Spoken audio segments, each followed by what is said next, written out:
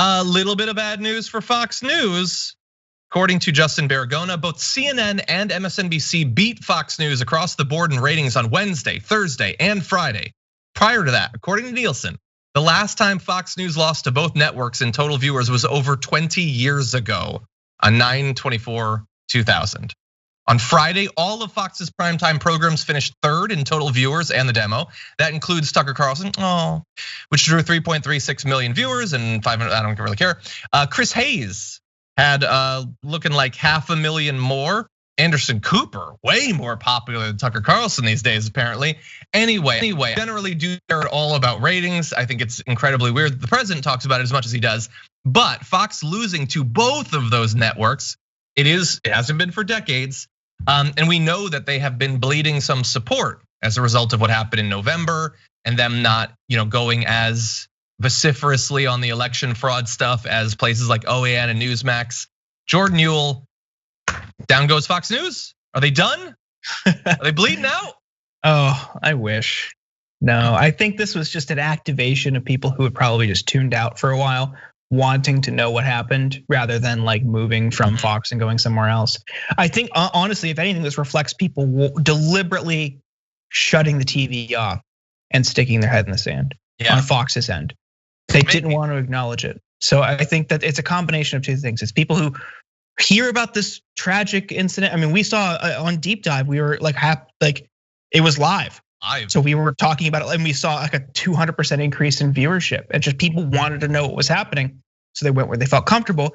And for MSNBC, that meant people wanting to get tuned in. I think on Fox's end, it was people wanting to tune out. It's just cognitive dissonance. They can't reconcile these two things. That they're the ultimate do-gooders. They're the patriots. BLM and Antifa are the problems. But here they are confronted with Trump flags and shattered windows and dead bodies laying in the Capitol. So they couldn't handle it. I think they just turned off the TV temporarily. There's one alternate theory. This is from Kurt Bergler, who says, well, John, they did have quite a few viewers busy doing other things those nights. That's true. Some of them were in DC, I guess. Some of them were writing. They were home. Now, in terms of where Fox is going, two little bits of news that I've seen in different articles from Media Matters I just found to be interesting. So one is very recent. This is from just yesterday, I think. Suzanne Scott, Fox News CEO, revealed in a Monday statement that the network was shaking up its programming in the new year. The biggest move is that Fox News Primetime, a new program featuring a rotating cast of opinion hosts, is taking over the 7 p.m. Eastern time slot previously held by The Story, a news side program. So opinion eats one more hour into the news side. By the way, the news side, there was a hell of a lot of conspiracy theorizing on there. But now they're just taking another hour away from it. Yeah, and that feeds into Tucker's block.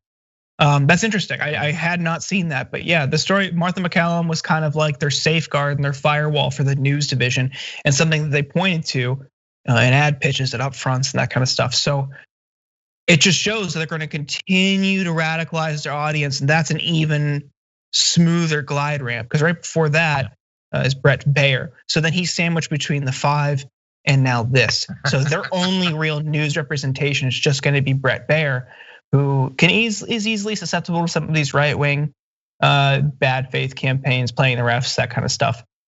Yeah. Whether or not he survives next year, and it just becomes like a 5 o'clock to midnight block of opinion and conspiracies remains to be seen. I mean, that's kind of the path they're on. If there's an audience for it and there's a demand for it and profit for it, why wouldn't they? They'll just put him in the morning.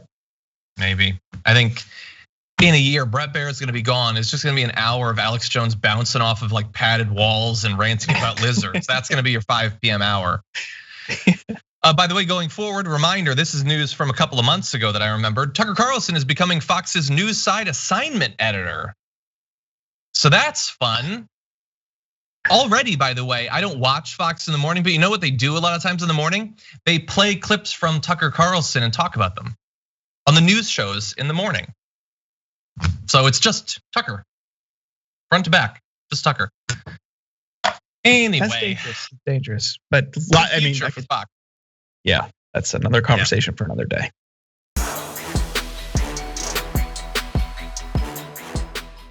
For more political news breakdowns, interviews, stories of activism, and me trying my hardest to care about the occasional big celebrity news story, subscribe to our YouTube channel at youtube.com/The Damage Report. And you can ring the bell wherever it is so you don't miss anything.